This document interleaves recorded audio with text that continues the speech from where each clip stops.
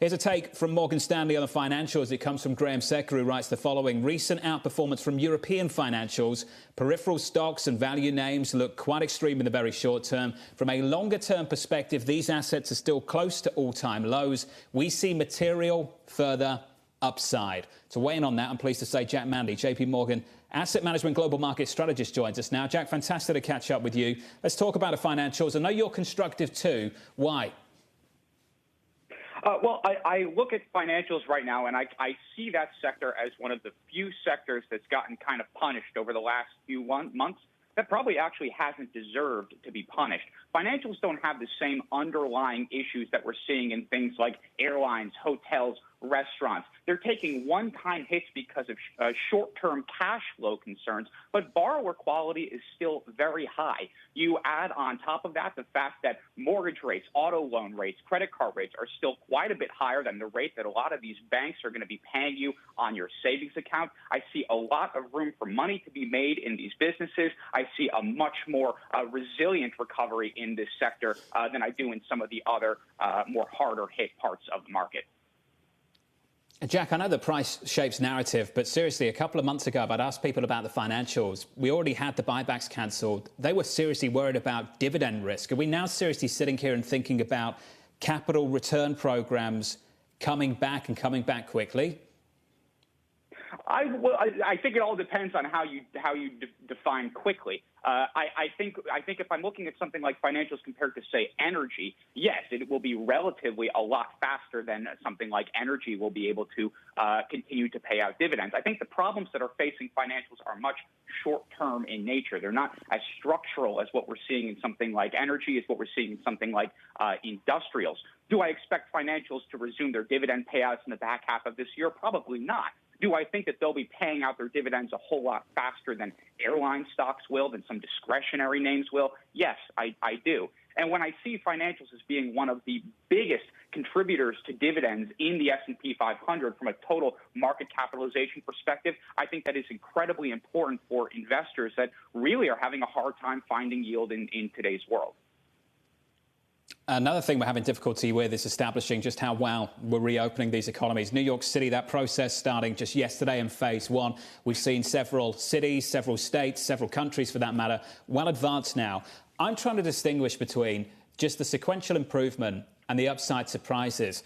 And when you hear from several of the airlines, American last week, and you hear from the likes of Macy's this morning, it seems that the companies themselves, just in several areas, still operating well below capacity, but are surprised by how quickly things are recovering. What's your take in the early stages, Jack? I think that the reopening, at least speaking from here in New York City, is fantastic news for smaller businesses, these mom and pop shops that have been shut down for the last several months that have been able to gradually reopen. A lot of the bigger stores have been open just in sort of fractional capacity. You can only pick up or take deliveries. They haven't been hurting necessarily as much. I do see demand coming back. I think overall it is a good thing. But, John, you mentioned airlines in particular. I don't see people racing to get into a middle seat on an airline anytime soon just because social distancing protocols are being relaxed, just because the economy is gradually reopening. I think the pain felt in some of those sectors that are most heavily exposed to social distancing, whether you're sitting next to a stranger on an airplane or sitting next to a stranger in a restaurant. These are things that are going to persist until at least we get a vaccine, hopefully at some point next year. And frankly, there's even room for something like a hangover effect after that. I wouldn't be surprised if people were still nervous about getting on that airplane or sitting down at that restaurant for months, if not a couple years, after the health crisis itself is truly resolved.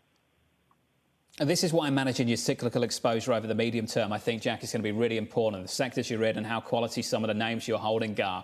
Jack, outside of the financials, what would you be avoiding at this point?